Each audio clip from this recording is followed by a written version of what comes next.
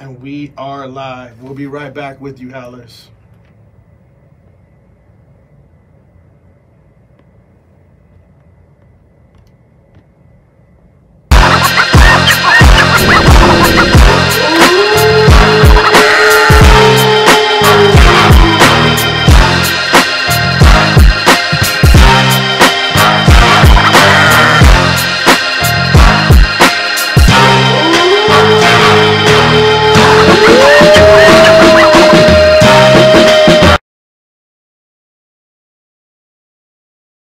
Howls over Bass. I'm Ronnie Adams. And I'm Jacob Casas.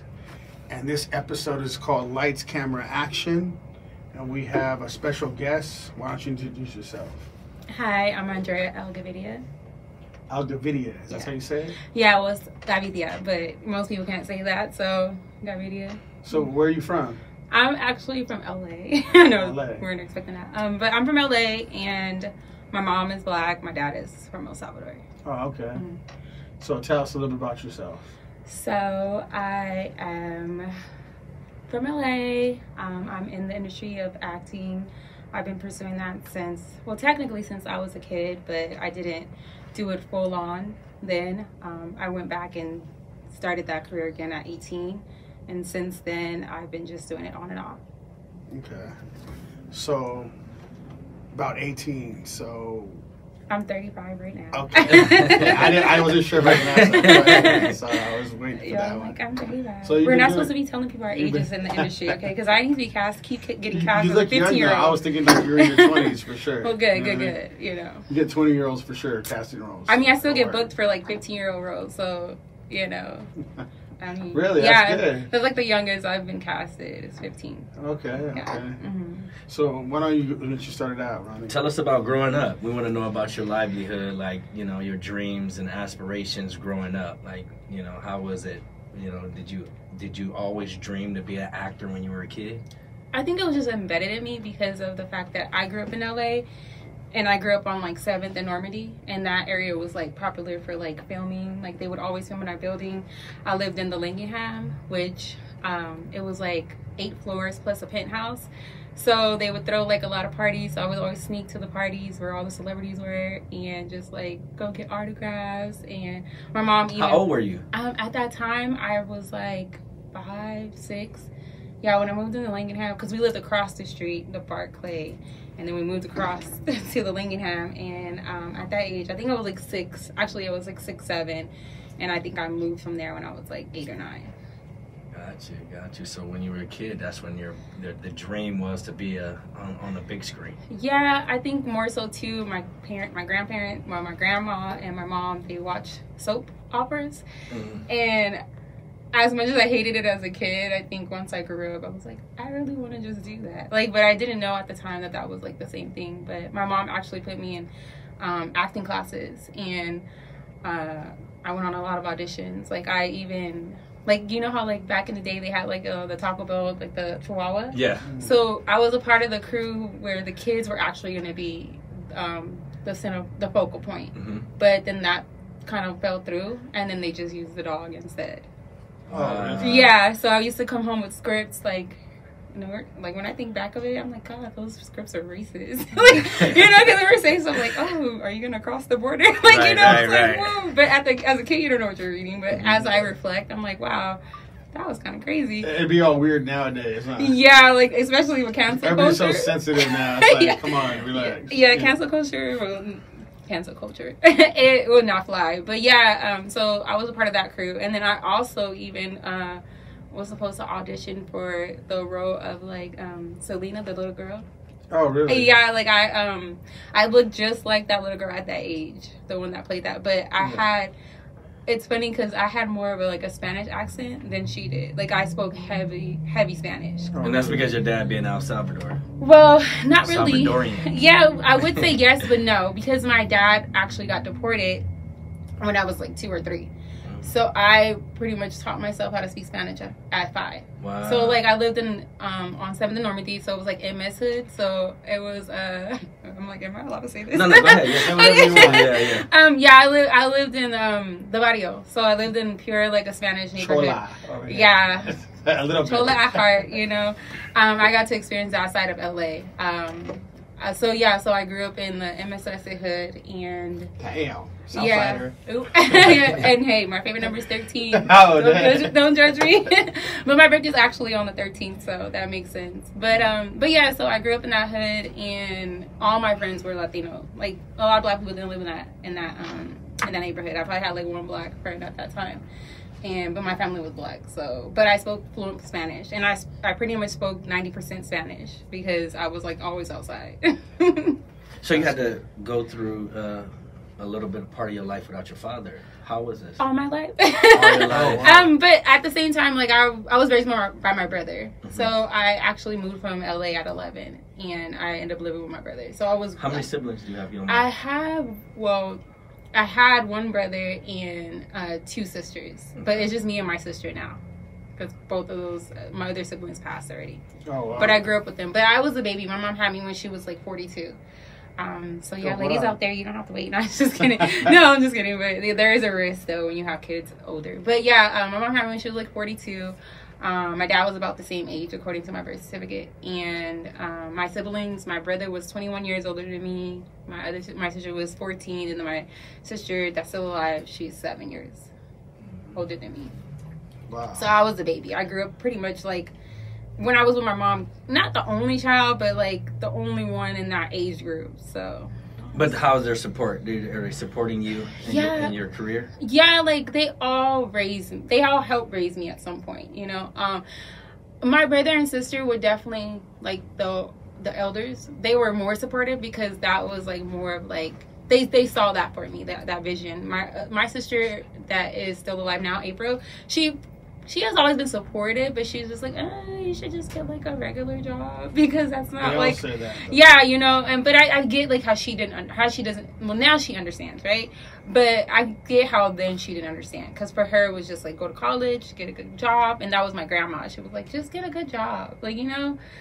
That's it. But you have bigger plans. Yeah, I feel like that's the sacrifice, right? The sacrifice is like, yeah, I can go out and get this career, which I did go to Cal State LA. I didn't finish, but congratulations on the I did get accepted to Cal State LA, and I did cheer there, and I did make amazing friends. Well, you were a cheerleader too. Yeah, I did cheer there, and I didn't stay for long. I was there for like a year, and but I just knew something else was more in store for me, and at the time I just didn't understand like how to navigate through school at that age because I felt like I was in a deficient of like needing money.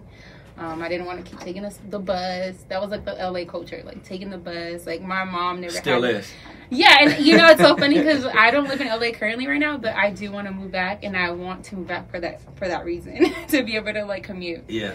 So my mom didn't have a license. She never had a car. Like, so for me and my sister to have gotten our like license at the age that we did, like I got my license at like 18, and my sister got hers at like 20 something. And my brother didn't get his till like 30 something. And then I can't imagine that. Because I was like 16 years old. I couldn't even imagine that. Right, and my elder sister, she never got her license. So it's just like that was just like the normal thing in LA. But for me, I was always like independent, and I always wanted more. So are you part of the Actors Guild? I am SAG eligible, so I am not completely with SAG. I mean, I could pay the $3,000 whatever dollars it is right now. But I haven't. I just feel like I get the best of both worlds because once I become SAG, I can't do any projects that are non-union. So right now I get the benefits of getting paid on both ends. So what kind of acting have you done? Has it been like Broadway type stuff, acting like in shows, commercials? Like what kind of acting have you done? So I have done a variation of like being on sitcoms. I've been in movies. I've been on TV shows. Well, I said sitcom. TV shows, sitcoms, movies. I've done student films. I don't know what you would consider the ID channel, but I've been I've been in reenaction acting. Anything you might have seen? You have probably. See, I haven't had any speaking roles on any of the major networks yet. So that is the goal. That is the goal, is to get that speaking role, to get everything up and running so that, you know, I get more exposure. But I do have a lot of credits on IMDb, and you can Google me. That's what I did. Yeah, so good. So I'm Googleable. I'm not known. I'm not a celebrity yet. You know, to me, it's not even about the celebrityism. It's just being a working actor and really like being able to articulate the craft. Because for me, that's just what it's about. I feel like as a kid, I've always wanted to do so many different jobs, but I feel like the only way, the best way to do that is through acting, because realistically, I can't do every job. And as long as you're alive, you still have that opportunity. You have actors at 60, 70, you know, so the sky's still the limit. Actress too, you have to have like a lot of emotion that's involved with what you do, right? Yeah. So like when you act, where do you like get that emotion from? You know, I think that the best way is that they tell you is to find whatever you're acting relatable to yourself. So try to find something that makes that character relatable to you. And that's just pretty much what I do. And also, if it's not like you per se, someone that's close to you or anything that you've read or heard or anything of that nature. So that's just what I do. And you know, it may seem like, oh, you just get the script and you just read it, but you have to break down that script. You have to break down, okay, where is this taking place? Where time? Where is that? What mental state are they in? You know, so it's like, it's more than what people think it is. Yeah, I know we get that. Because we ain't used to even this. No. You know what I mean? Like, we just thought we were going to be BSing on camera, but it ain't that. Yeah. You know what I mean? It's a lot of study and yes. Yeah, you have to break it down. You know, you have to be intentional. Because at first time, you know, when you're doing something, you're kind of just winging it. Like, right. and when I started off, I was winging it. You know, right. I wasn't a great actress. You know, and I'm not gonna say I'm the greatest right now. I'm developing greater skill as I go. Have you done like plays or anything like that? Like, what kind of stuff? I haven't done any plays yet, but I definitely have done a lot of background and a lot of feature principal roles and stuff like that. Okay, so as a Howler bass type thing, did you understand kind of the concept of that a little bit? So a bad bitch? No, I'm just kidding. like a bad a respectable, like, really? a respectable bad bitch with class. Yeah, so it's like we're trying to like kind of understand, like, okay, 'cause I feel like a lot of creative people are already Howlers in their own sense, because you gotta stand outside the crowd as a creative person, right? So what would you feel, leader, Howler, like creative person, like we'll go with that on you. What would you feel like a Howler would be as a creative person, like as you, like what would you think that the traits you would need in order to stand outside the crowd and move forward as an actress or actor? I definitely believe discipline is key, and as well as being intentional about what you want to do and taking in consideration of like doing the work, like going out of your way to figure out how you can perfect it. Investing, like I feel like investing is the major component, is like investing in the class, investing in this. I've helped a lot of people pursue acting in the sense of giving them the resources, but I noticed that like a lot of people don't want to invest in the career, and I think that is so important because they compare and contrast other people that have gained success in the most like lucky way, but you have to remember that those people are not you. Right. And you shouldn't want your success to be off luck. You should want your success to be off intention, because just because you get this successful career doesn't mean it's sustainable if you're not practicing or preaching the art. So for me, that's what I believe that would consider what you're asking. So as an actress, where are you most disciplined at? Like, where do you see yourself most disciplined as an actress? As an actress, I believe I'm most disciplined in taking constructive criticism. I believe that a lot of people are so sensitive in these times and are not able to take that in. So I feel like I'm willing and I'm ready for you to tell me, okay, this is what you need to do better.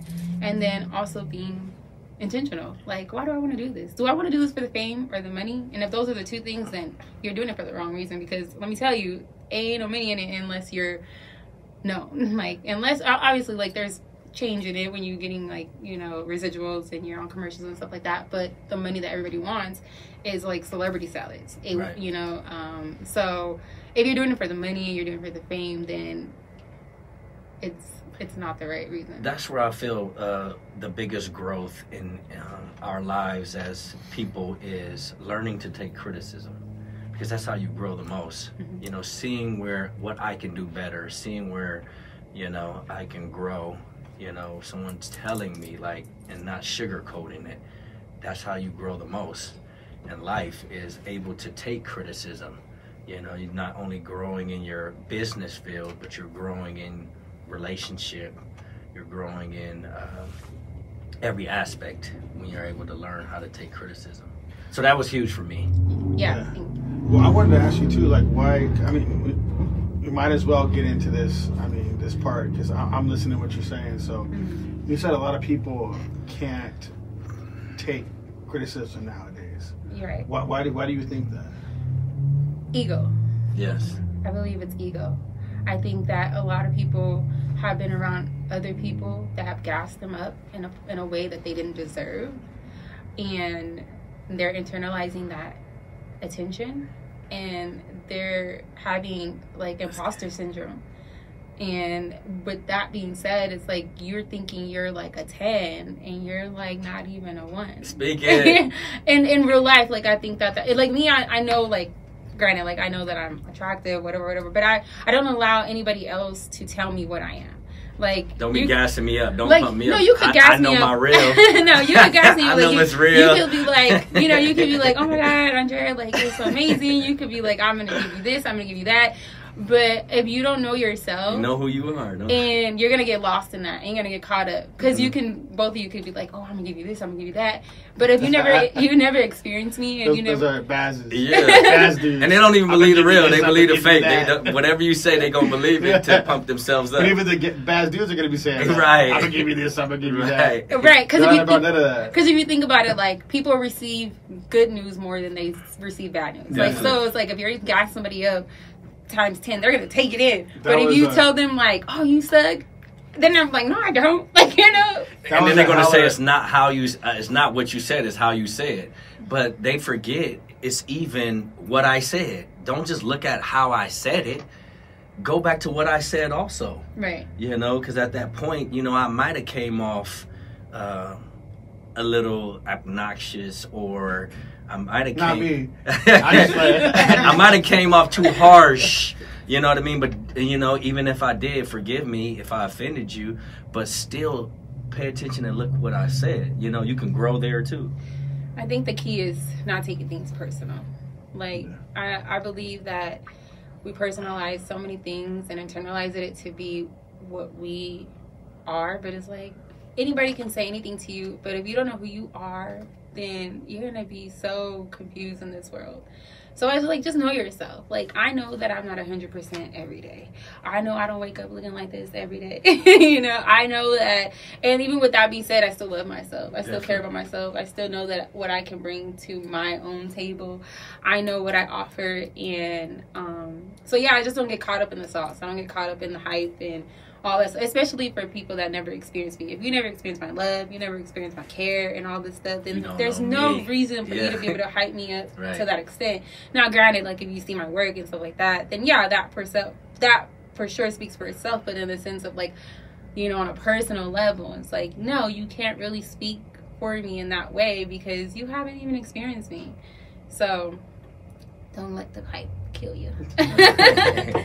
So what kind of experience you talking about? Like in that way? No, you know what I mean? Like, in that way. I don't know what you mean. What way? Never mind. Go ahead, Ronnie. You're up. He's fluttered. As an actress, is there any role that you hated or was difficult to get into? Let's start with the hated part. Is there? I was waiting for that one. Yeah. Is there any role that you hated that you just took it even though you didn't like it? I feel like I'm fortunate to not have that experience yet. That's good. I feel like every story that I've told was told because it needed to be told. So no, I have not experienced that yet. Mm-hmm. So what about difficult ones? Have you ever? Difficult. I feel like, you know, acting is difficult in its own. I feel like it's always a challenge. I feel like if your job is not a challenge, what are you even doing that job for? So I feel like every time I get a script, because you got to think about it, you got to remember these lines, you got to remember the emotion to go with it, you got to remember your timing. So I believe that every job that I do is difficult. Even from the auditions, it's difficult. It's a lot of work. How do you feel when you go into auditions? I'm nervous, you know. Always. I'm always nervous, but I think that just shows you that it's something that you really care about. You know, it's something that like you're aware, like, hey, you really want it then. Yeah, you really want it, but it's like mind over matter, right? Like you're like, I'm nervous, but I either gonna, you know, drop the ball here, or I'm just gonna like I'm a you know, just keep going forward and wing it, you know, but with also the intention of like study, right? You want to study your art and your craft. Now, going into these auditions to be an actress or an actor, what is that like? Like, did they tell you what you're, you know, basically what you about to perform, or how does that work? Yeah, you when you have it, if you have an agent, your agent will run down like, hey, I found this gig for you for this production. This is what they're looking for. If you're self-submitting, they'll have like a description of what the role is and what you're expected to do, and they'll have a script. So it's not like you're blindsided unless. So you have to have an agent. You don't have to have an agent, but it's definitely better. I had an agent. Right now I'm not. Right now I don't have an agent. So yeah, you're looking for representation. No, but yeah, no. She ready for y'all agents out there.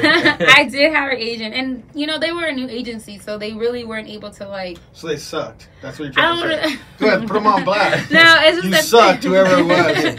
Whack ass agent. They weren't able to help me, and this was like years ago. This was like back in the day when like someone like me wasn't like on TV. When I say someone like me, like nowadays, like you see a lot of diversity. Yeah. But back when I started at 18, it was not that diverse. Yeah, it was not that many roles for women like me, because they didn't even know what I was. Like, you know, they're like, "Are you black? Are you Mexican? What are we working with here? Yeah, who are you? You know?" Yeah, real quick, I want to do a shout out to Diamond Studios. I appreciate you guys, man, killing it for us, Diamond Studios. And just to know, we're on YouTube and Facebook, so come check us out. houseofourbads.com. Good looking out. So keep going on yours. Yeah, so is it hard to find an agent? You know, I know it's a lot of inspiring actors and actresses out there. So how difficult it is to find a good agent? You know, I would say if you're in...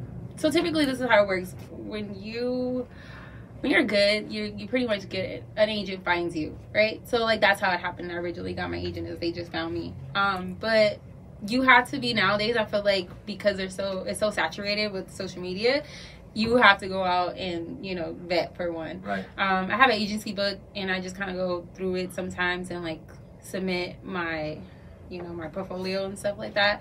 And it's hard if you're not following the instructions, because in that industry, it's like, you have to do it like exactly how they say. And if you don't do it exactly how they say, they're just gonna discard your headshot. Do you have any friends that are actors and actresses? Yeah, friends. All of a sudden, you got friends. I know a lot of. I want to say friends. Not like I'm asking because he's a taken man. I just in this day and age, I don't mean nothing. Taken. All of a sudden, he's blushing. He don't know he don't know me like that. No, I'm just kidding. First of all.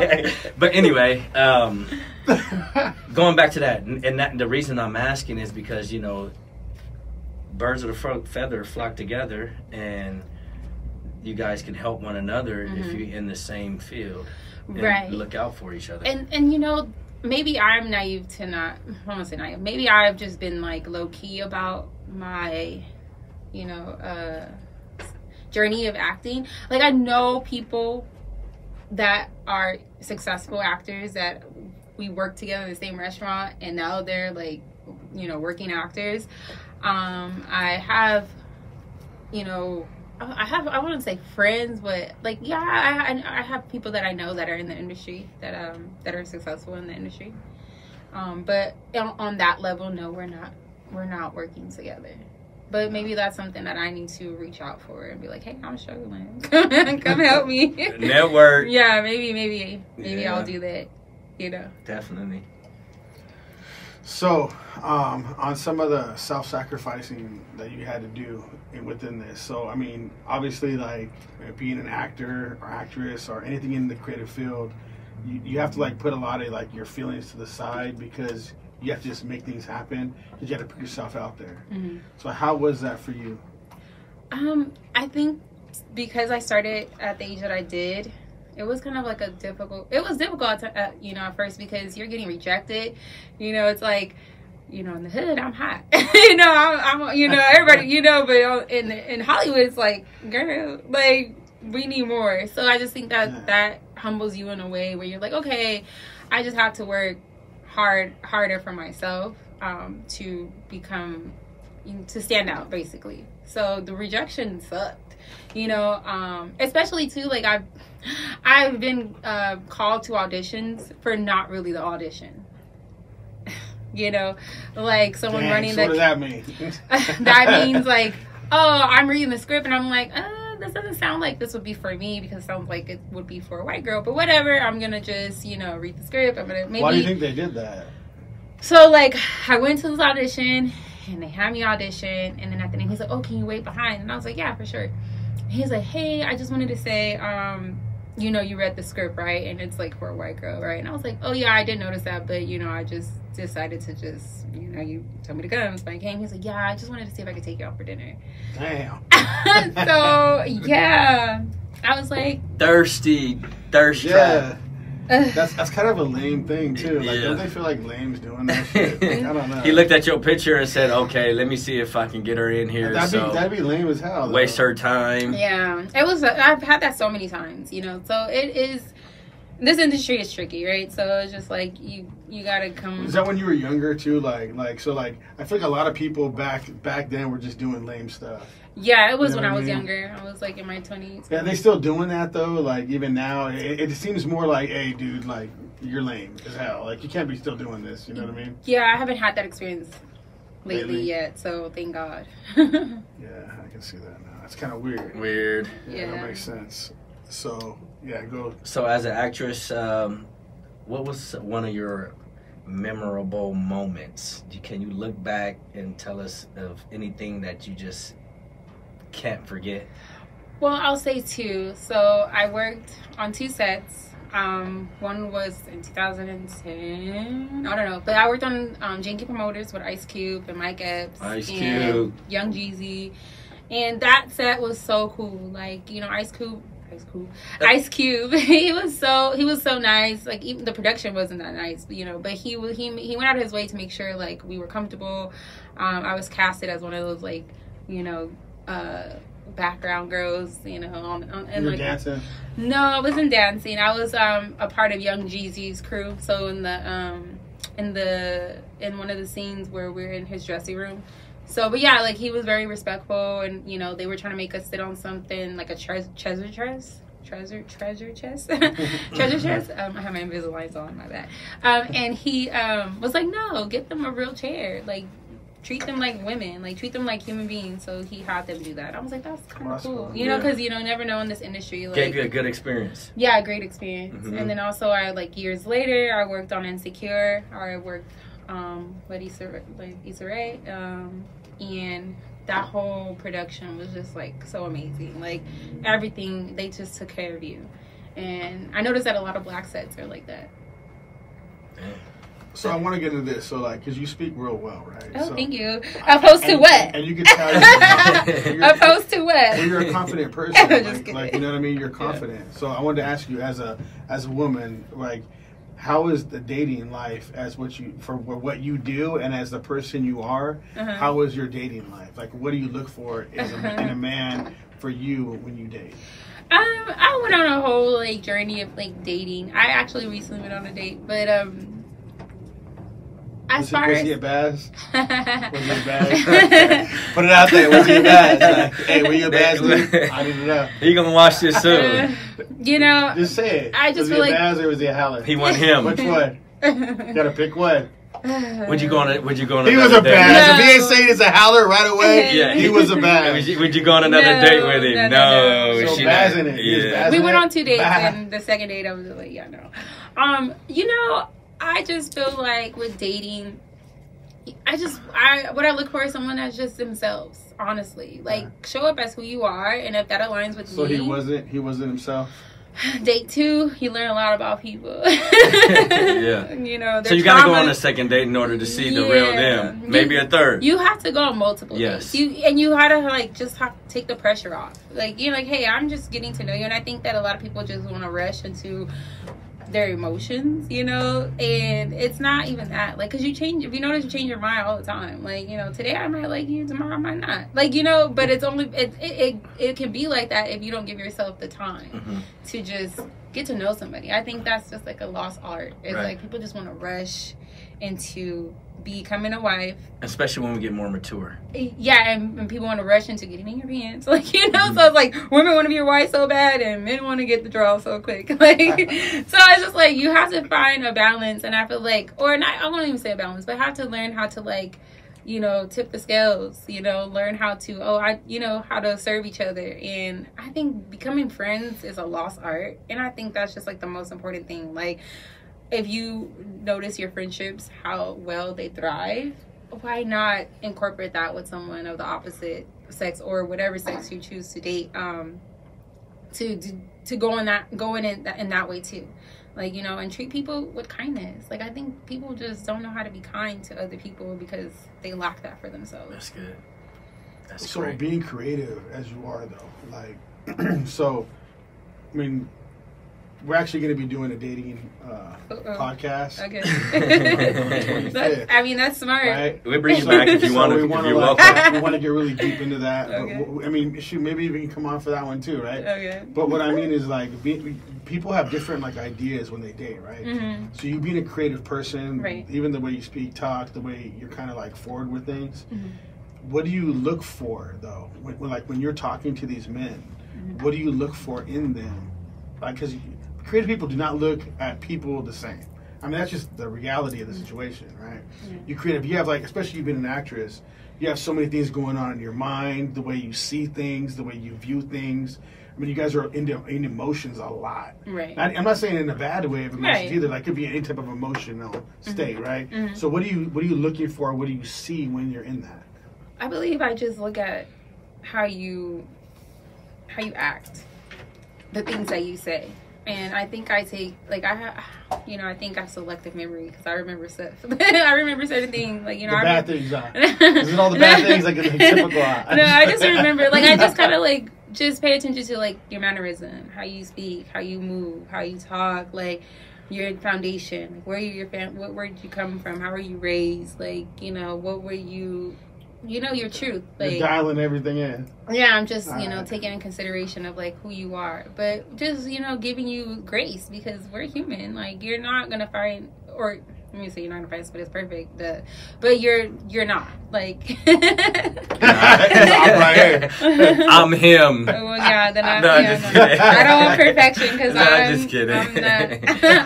I'm a menace sometimes. No, I'm just kidding. You could be a menace and still, and that still could be perfect. Menace to society. That could be perfect for somebody. While drinking gin and juice. No, but yeah, no, I think that you just got to see how people move.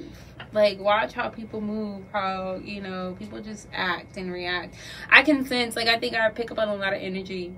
And this might sound like hocus pocus, but it's true. Like, I just pick up on your energy. If I feel like you're overstimulated because I come in the room and, and then I feel like you can't control yourself, then I'm like, oh, okay. I'm like, that's kind of scary. Like, why do you have this much energy? Like, for me, like. that does happen often. Damn. I'm like, calm down. Really? I'm human. I'm just. Are they barking too? Like, damn. Man, I need to do a skit where it's just like, no, just kidding. But no, like, I just feel like that's, and then two people, like, you just have to see how people act because they'll try to love bomb you, and if you don't know yourself, you're just gonna eat it all up. Right, definitely.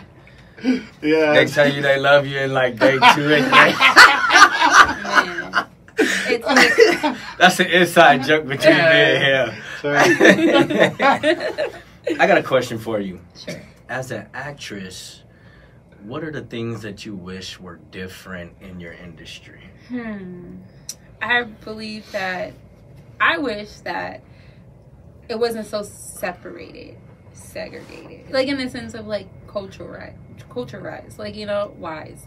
Jesus. I wish that it wasn't separated or segregated as much as it is. I believe that it sucks for, like, a show that has a cast of, like, mainly black people, that it to be casted, oh, that's a black show. Or a movie that's, you know, like Tyler Perry, like it gets that backlash, like, oh, it's a black production, so it's not gonna strive and, you know, excel as opposed to, you know, I get it. Mm-hmm. the other. So I was dating somebody for a little bit, right? And her family was in the movie industry, and she was saying that that on the black cast, they almost cast the same people all the time.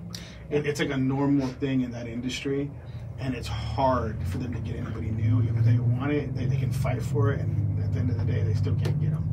Yeah. That's how crazy it is in that industry. Yeah, I think they look at it as a risk because they're like, it's familiar to them, you know. And then they have with black artists or black talents, they don't necessarily have, when they're first starting, they don't have the same support as their other counterparties, like, so they don't have people like really pushing for them as you know, the black people, the black talents. Yeah. But I mean, you don't see no Mexicans in movies hardly anyways. It's probably like the same ones. So, you know what I mean? But like, yeah, I'm saying like, I get it. They always pick the same people. Mm-hmm. And I didn't really realize it until she was telling me all this. I'm like, what? I didn't even realize that. Mm-hmm. You know? Yeah, because you'll see like in certain movies, especially a black movie, you'll see like the same husband and wife play that role over and over again. You're like, wait, we're getting fed the same story over and over again. But it's because of that, you know, the culture of it. They don't really like to take too many risks with. Because I mean, you know, certain people own the industry. That's why. So they only want certain people in the industry. Well, we all get that. That's just the way the world works. But sometimes you got to break out of that. Yeah, and I think that's where, you know, showing up, being consistent, because I look at it like this: if you're consistent and you keep going and you keep doing what you need to do, no one can block you from doing what you're supposed to be doing. Like, no one. Like, you're gonna come in there and tear that door down. Like, they're gonna make a way for you. Yeah, we believe that 100%. Yeah, because we don't care. No, nobody says so. Yeah. So, but if you cry about it, like, oh, they're not gonna make. They don't make, you know, opportunities for people like me. Yeah, they don't. So create it. Like, put yourself out there. Keep going. You know, make your own movies. Do something. Be, you know, and honestly, like, if you think about it, like, a lot of the successful black people now are successful because they created their own wave. So they started their own production. They started their own YouTube. They started their own, you know, Instagram, and they went viral. And they kind of forced those people to put them in the spotlight. Yeah. And now look at them thriving. Yeah. So that's I'll force the way in. Right. Are you doing the best you can to force your way in? Right now, I wouldn't say I am. I feel like I'm juggling so much with going to school. I have daughters, and as well as acting. So I believe that I'm. You said daughters? I have 2 daughters. Nice. Yes, I have 2 girls. Yeah. So I feel like the rest of this year, this is my, like, go hard or go home year, and from there keep striving. You're juggling everything right now. Yeah. That's life. Mm-hmm. You know, that's how it should be. You know, entrepreneurship is more than just, I'm just doing one thing. Mm-hmm. That's why it's called entrepreneurship. Right. You know, I have to provide in many different ways to succeed in this life. Right. So, yeah, you're doing your thing. Yeah, no, I'm trying.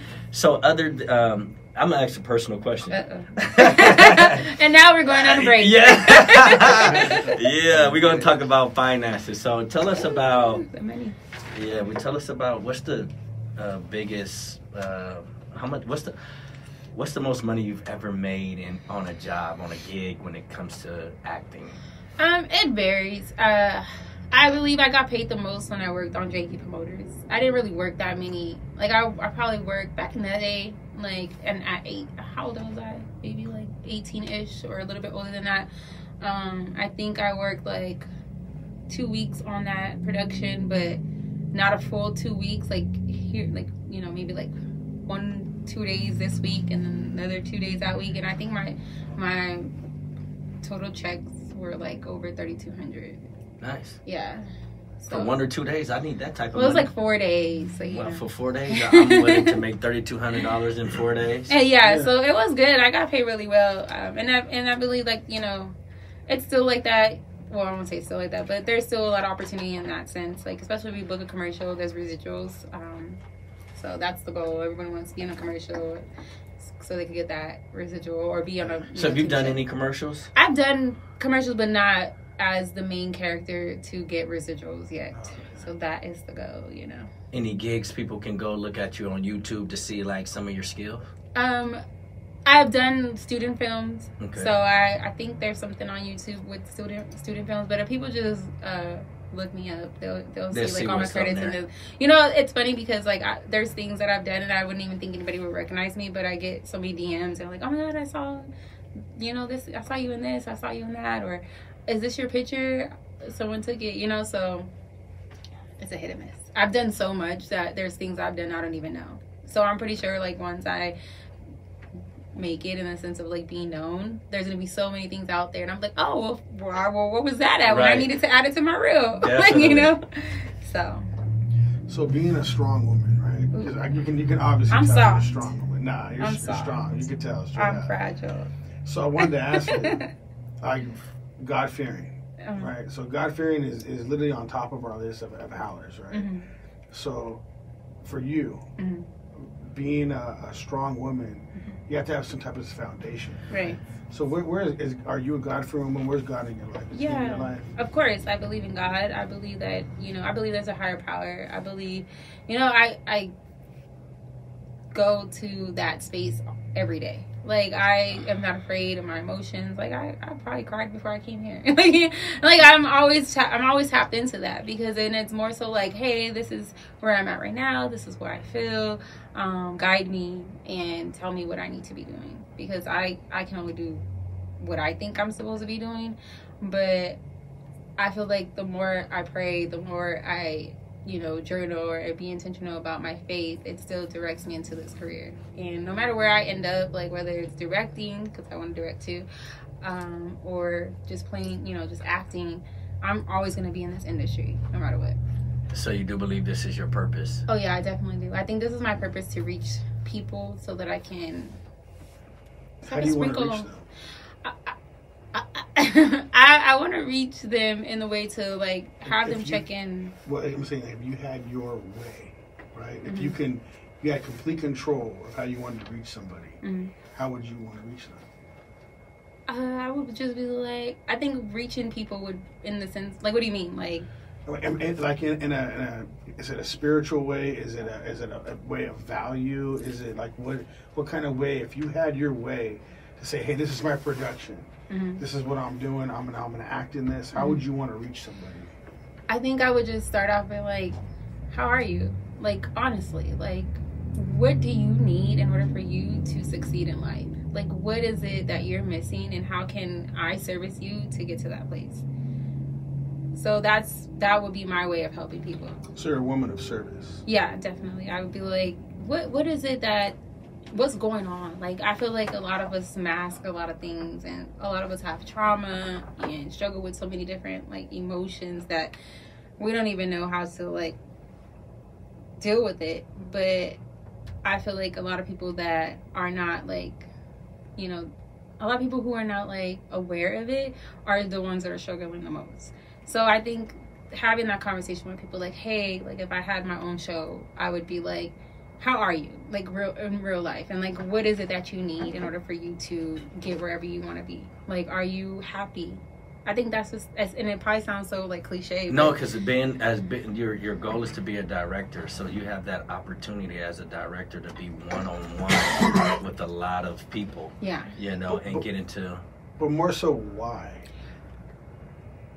Because I feel like it's a service. It's kindness. It's like we have all this opportunity and everybody doesn't have the same reality. And if I can bridge that gap to plant some sort of happiness in someone's life to where they can take on the throne to like create it for themselves as well, then that's what life is all about. It's like helping thy neighbor, you know, if we want to be technical. I think like we should just be so considerate of each other and help one another strive to be the best that we can be.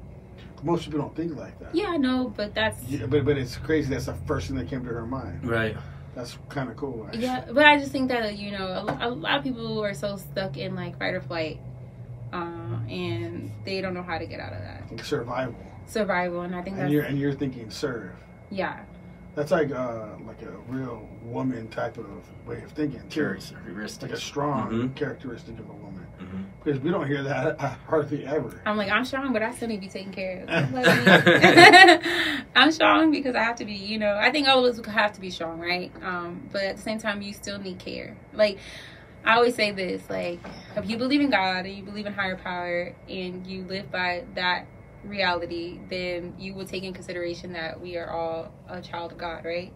So with that, it takes a village, and no matter what age you are, you need support. You need people, and as much as people want to deny people access to their lives, I feel like that's doing a disservice to yourself, because you're blocking out the very people. They're blocking out that very element that will help you strive to be greater than what you are. So, and you got 2 daughters, so they have something. You have to be an example for them as they grow. Yeah. And you have to teach them how to be servants too, also. Yeah, of course. You just want to be able to be happy. And I know I keep saying like it sounds cliche, but it's not. I don't sound cliche. But I know a lot of people, I had a teacher before in college, and she was like, "Oh, it's so cliche to say you want happiness." Like, but I'm like, no, it's not. It's what's the point of this life if you can't create some type of happiness for yourself and others? I mean, we were talking about this too. Like, I feel like happiness is more of a feeling. I feel like, there's always moments to be happy, but I feel like peace is everything. Like number one. And then you're going to have moments of happiness. You know what I mean? Like, there's always a pursuit of happiness. But at the same time, I feel like peace is a better pursuit. Definitely. And then there's always going to be moments of happiness, though. But you need happiness also, because at the end of the day, if you don't make me happy, why are you here? If I don't make you happy, why are you here? But you could have a fullness, like a full of happiness. You could be a full and still be happy. Yeah. You know what I mean? You can. So I kind of look at it as I feel like a lot of the times you need to have peace, and then happiness. It can need to be a real happiness, not just a foolish happiness. Definitely. You know what I mean? I don't know. We got off the subject. No, it's totally damn. No, I agree. I just think that everything needs its place. Like, everything is like, like, in order for me to function, I need all these elements to work within themselves. And even though people say a balance, but I don't even believe there should be a real balance. I feel like you should always be, like, how there's a scale, right? So it's like the scale is like, well, what is that scale called? Like, the scale for, like, where you weigh things, and it's like the Libra scale. Yeah. Well, anyways, that scale, like, I think it should always be like this. It should always shift. Like, I feel like at some point there should be like a balance like this, but I think you should always be shifting within that, because that means you're growing and you're learning, because life is not perfect. I feel like there's moments of perfection. Definitely. And we strive for that. But I feel like once we've reached that, there's another level that we have to unlock. Yes. Yeah. So. And you can't get too complacent and too, Right. Yeah. I feel like when you reach your growth is when you are no longer here. And you're not here to tell the story. I wanted to ask you, so like leadership, right? So do you feel like you're a leader? I believe so. I'm a Leo. I know that's hocus pocus. I'm talking to you. I can feel like you are a leader. Yeah, I believe in so. what you do. Yeah, I believe that I lead in so many different ways, but also I can take I could take a step back to let somebody else lead where they're stronger at. Like, I know I'm adaptable. Finances, not just. If you want to be my supporting system. Yes, I'm like, there you go, bang. You can take the lead in that, baby. Yeah, I can lead all day. But yeah, like, I'm adaptable. I'm like, whatever you want, if it aligns where I'm at, then hey, we can make this work. Whether it's friendships, whether it's business, whether it's relationship, I feel like in every dynamic. That's what's up. No, I wanted to go to this too, though. So, courageous, right? Courageous is a big thing that we talk about a lot in the show. We ask a lot of guests this, right? So, in order to be courageous, you have to have fear. Yeah. So, tell us at some point in your life where you felt like you had to be the most courageous. So, you had to battle the most fear in order to be courageous. I'm gonna do my Kanye, like, give me a moment to think. Did you have to put your income, your money into your business, into starting? Were you nervous then? Yeah, I feel like this career path is full of career. It's crazy. Like, if you think about it, like, to pursue a career like this on a whim, and thank you. And then you put yourself out there, like literally yourself. Right. You're like it's not like you're just like, hey, here's my business. So it's you. You're the business. Yeah, I think you know what I mean? every time I'm putting myself out there, that's me being courageous. Like, it's a fear, but it's a fear. You have the feeling of fear, but that doesn't overtake the real journey. It doesn't overtake where I want to go in this career path. So I feel like I'm always courageous. Like, this journey in itself, like, it's always going to be that, because you're putting yourself out there and you're being showcased, and people are going to criticize you no matter what. There's gonna be people that love what you do. There's people that are gonna hate what you do. But at the end of the day, you have to sit with yourself and decide whether or not what you're putting out there is worthy of yourself.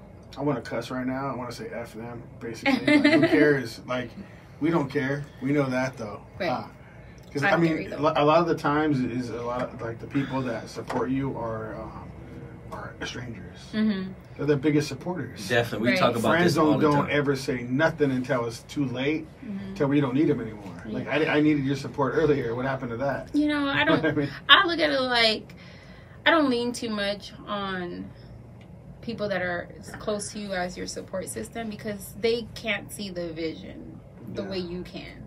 And sometimes it's going to take them a while to get on board. And whatever reason, that's their reason. And I can, you know, be over here consumed with your energy. Like, oh, this person's not supporting me. They're not sharing my stuff. Like, but it do feel good when they just say, you know what, I'm rooting for you. I'm praying for you. Well, it's weird when they watch it all. That's the worst part. Like, why are you watching it? Stop watching it. It's of course. You know what I'm saying? Like, turn it off. You're right. You know what I'm saying? It's of course, but I think that when you go off and you tell people you want to do this, I want to call them out. I want to be like, really? I'm ready to call everybody out. Like, it is what it is, man. Me, I'm the opposite. I'm like, I cheer mine on. Yeah. If I see someone that's taking a step in life to better themselves and better their family, it's I feel, this is just how I feel it's my responsibility to let them know that I do support you.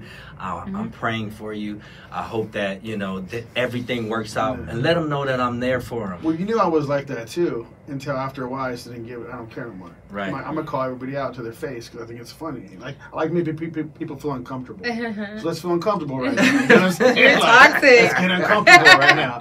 You're toxic.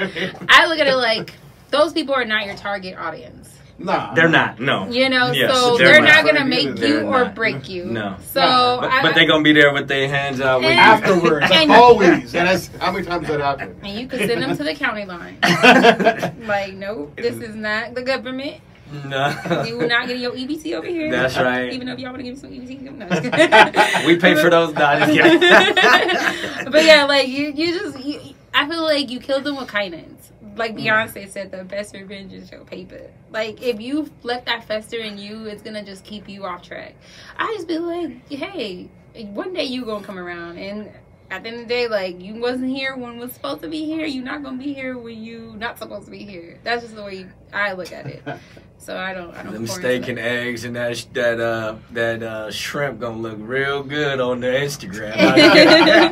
I'm just kidding. I'm not. He said, I want revenge and I want it now.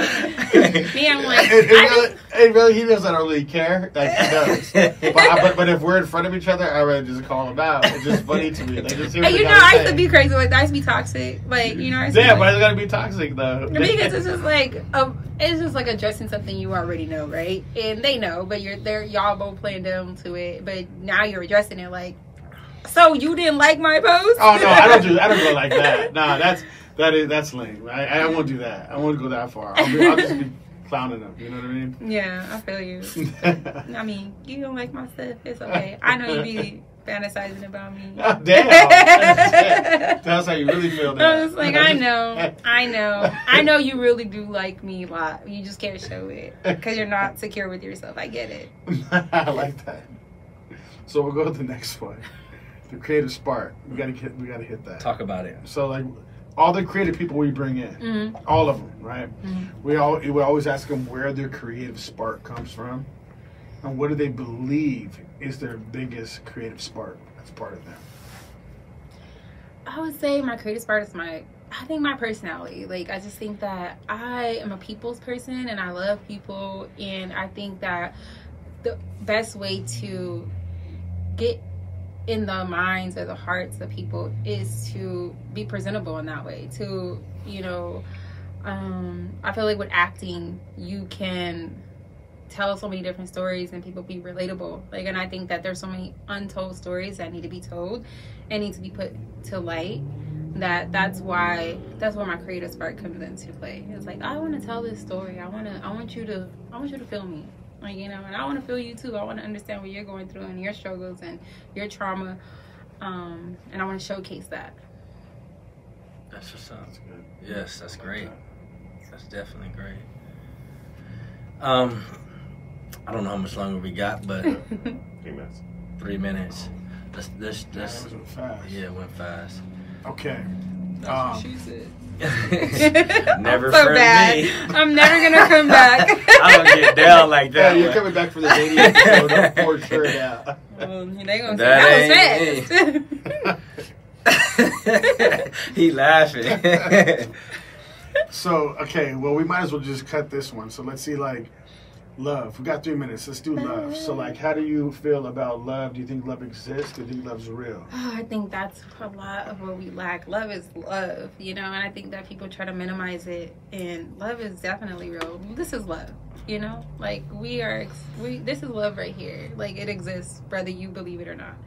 And you waking up every day to like take care of yourself. That's love.